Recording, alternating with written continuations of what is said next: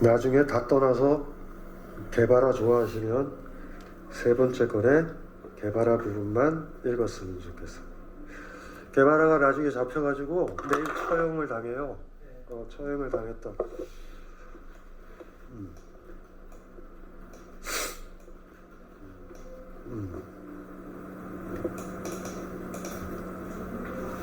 마지막 부분만 읽어드릴게요. 짝짝짝. 이거는 모두 그냥 위에 일정 부분들.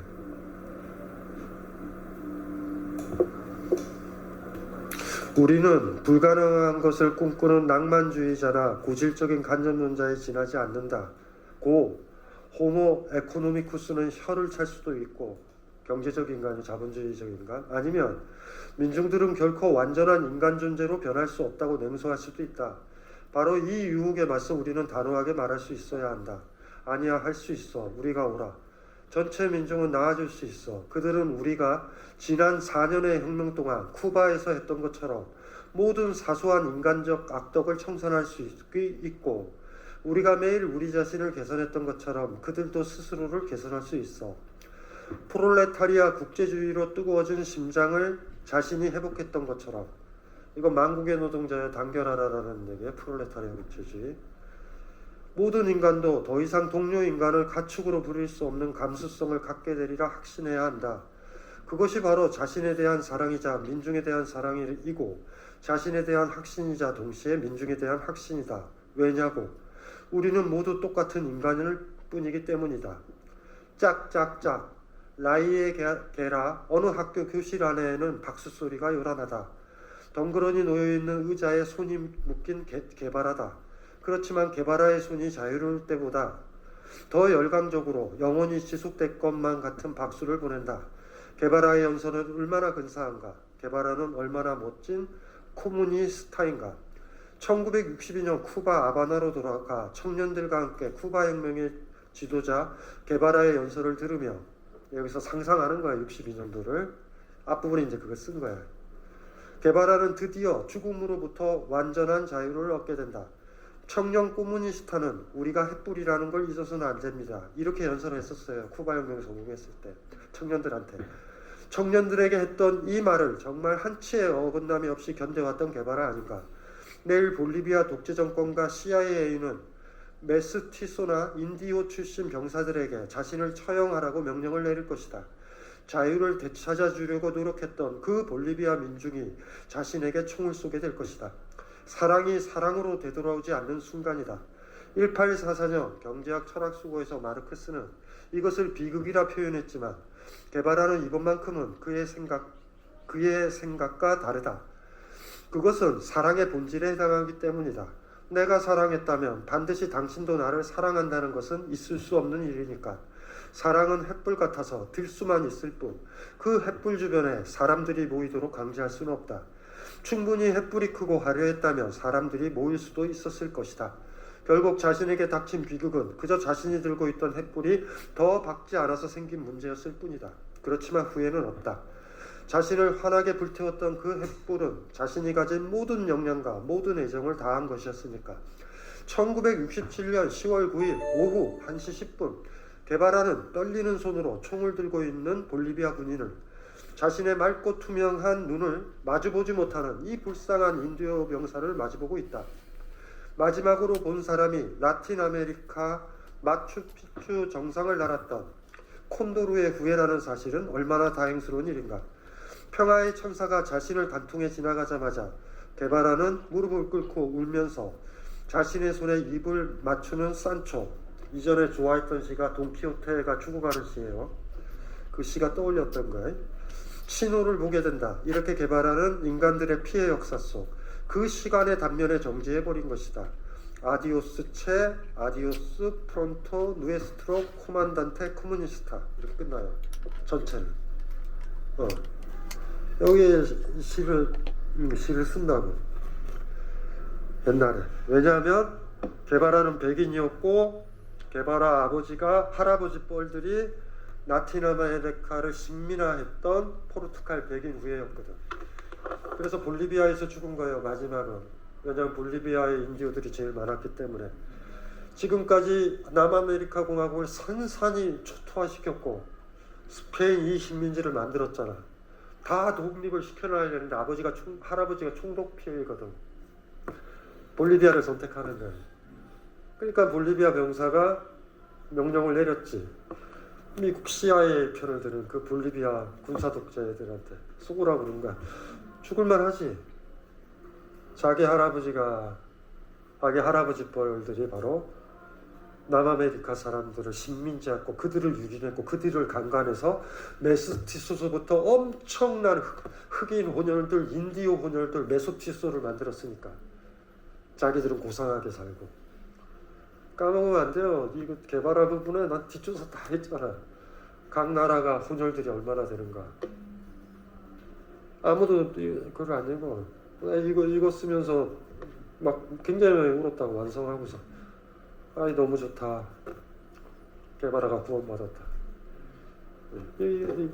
개발화 부분만 보면 돼. 우리 편집자가 사진도 마지막 죽은 모습. 정서를 읽었을 수도 있을 것 같아, 주승우 작가님이. 근데 정서적으로는 패밀리가 된다는 게 쉬운 게 아니에요.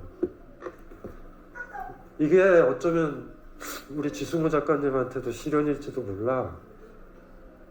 제가 떠드는 이 얘기들이 삼자적으로 그냥 본다라고 그러면 아, 강신주는 평의 꾸민주의자구나, 얘는 정당 꾸민주의자구나, 얘는 진보파리구나 나눌 수 있어. 근데 이렇게 반성해보면 힘들지, 지승우 작가님이. 그럼 나는 내가 서 있는 자리는 어디인가? 사실은 정치 역사 철학을 쓸 때 내가 패밀리라고 했던 건 같은 자리에 서는 사람을 얘기하는 거예요. 내 옆에 있으면서 사실은 바람이 훅 불면 날아갈 사람들 말고, 내가 쿠른스트의 수경이면 내 옆에 수경도 같이 있는 거야, 죽을 때까지. 그 사람들을 요구하는 거야, 나한테. 어머, 선생님 너무 멋있어요. 브라보. 너무 근사한 것 같아. 짱이세요. 선생님 때문에 진정한 진보가 뭔지 나는 알았어요. 이런 사람들 많아.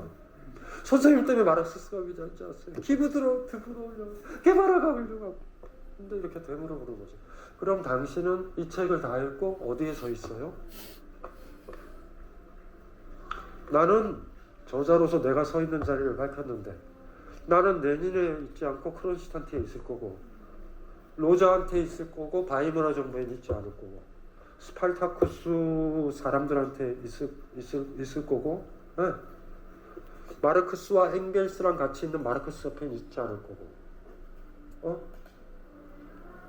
고타강년을 비판했던 마르크스 옆에는 기꺼이 있을 거고, 말년의 그의 모습이 진짜 성숙했던 모습이고 초기에 경천수고를 썼었던 그 모습이라는 걸 알아요. 그럼 그 자리에 난 서 있을 거야. 나한테는 잣된 거야. 나한테는 보여준 거야. 모든 엘리트주의 옆에 서지 않겠다라는 거. 내가 가지고 있는 철학적 능력이 있다면 기꺼이 평의에서 논의하고 고민하는 소재로서 기꺼이 던져줄 자신은 있지만 끌고 갈 생각은 전혀 없다라는 거. 그리고 최종적으로 평의회 같은 곳 속에 속할 자격도 없는 게 철학자일지도 모른다라는 생각도 하고 있다라는 거. 그게 내가 생각하고 있는 거야. 그걸 지켜줘야 되는 거야. 마르크스가 없었다면 물적 생산수단의 문제를 내가 고민할 수 있었을까를 떠올려 보는 거야. 내가 꿈꾸는 건 내가 죽고 나서도 정치 역사 철학을 통해 자본주의가 유지되는 한, 어간이 유지되는 한 누군가가 강신주가 있어서 나 이 고민을 하게 됐어라고 내가 등불로 기억되면, 그리고 강신주만이 아니라 내가 막 모아놨던 우리 패밀리들, 쪽수가 만만치 않거든. 배신을 하고도 혼자 생명을 유지한 사람도 있을 거 아니야. 지금도 어느 구석에서 참회의 눈물을 흘리는 사람도 있을 거야. 그 사람도 우리 패밀리야. 목숨을 거는 문제는요, 우리가 강요할 수 있는 문제는 아니야. 그 사람이 감당해. 내가 비겁했죠. 왜 그래? 그렇다고 나를 정당하는 건 아니지. 내가 너무 지혜로웠던 거 아니야? 세상은 그렇게 변하지 않았어. 내가 죽었더라도. 근데 그렇게 안 하고 자기 행위에 대해서 부끄러워 여기면 아직도 우리 편인인 거야. 아, 가혹한 거 싫어요 나는. 뭐 철의 공동체, 이런 거 싫어. 구국의 강철들 이런 것도 싫어. 착한 사람들, 여린 사람들, 아파하는 사람들, 독선적이지 않은 사람들, 항상 배울 준비를 하고 사람들 얘기를 들을 수 있는 준비를 하는 사람들, 그 사람들이어야 된다라고 그러잖아 우리 패밀리는. 앞사람이 뜩 나처럼 해봐 막 이런 그런 것들 싫어. 강하게, 길게 강하게 갔으면 좋겠어. 그런 거는 꿈꾸죠. 너무 근사한 사람이 내가 죽고 나서 상상을 해보는 거지. 그 사람 때문에 아니면 그들 때문에 외로워서 죽거나 억압받아서 붕괴되거나 이런 사람이 없는 사회가 온다면, 명령 내리는 사람, 일방적으로 명령을 강요하는 사람한테 당당히 맞설 수 있는 사람이 생긴다면, 그렇다고 해서 제 명령 듣지 말고 내 명령 들어야 돼 라고 주장하지 않는 사람이 있다면 우리 모두가 같이 명령을 내릴 거야. 그리고 우리가 내리는 명령은 우리가 들을 거고 이 명령은 우리가 만들었기 때문에 우리가 수정할 거야 라는 그 민주주의자가 있다면 오케이, 근사한 거지. 처음에도 얘기했잖아. 자유인은 강하다고 복종하지 않고, 자유인은 그 사람이 약하다고 그 사람을 억압하지 않아요. 그 정신이야. 그 사람이 약하다고 해서 그 사람을 내 마음대로 끌고 가지 않아. 그 사람이 강하다고 해서 그 사람 말을 듣고 끌려가질 않아요.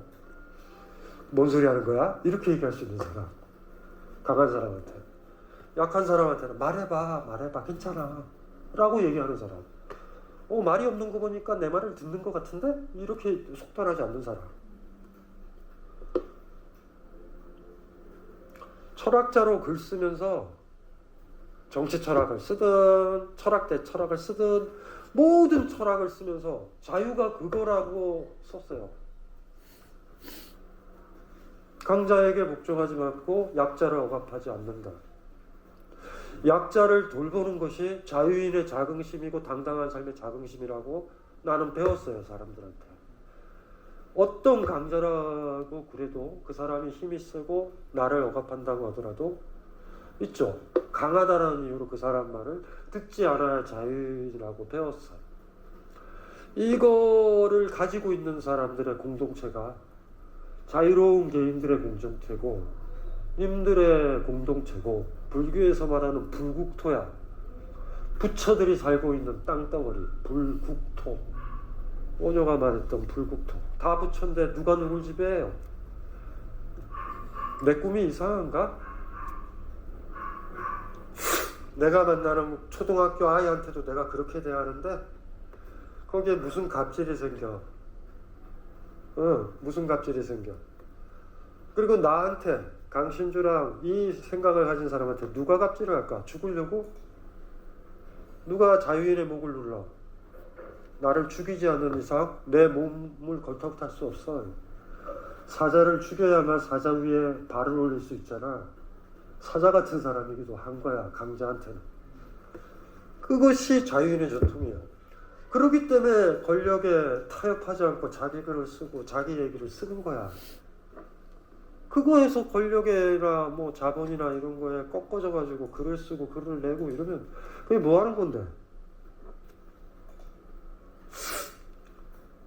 너무나 낡은 정통적인 지식인지 몰라. 나는 그리 배웠어요.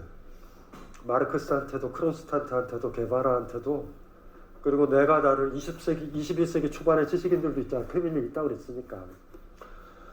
그런 모든 사람들한테 그 정신을 배웠어. 그리고 많은 사람들한테는 타협도 배웠어. 이렇게 타협하면 좋다. 그래서 열받아가지고 그 썼잖아. 철학대 철학. 나를 자꾸 유혹해서 타협 보라라고 쓰는 철학자와 신주야 열심히 잘해야 된다. 잘못하면 훅 간다. 어? 잘못하면 마른 근사한데, 어? 어? 논리적으로 못 쓴대.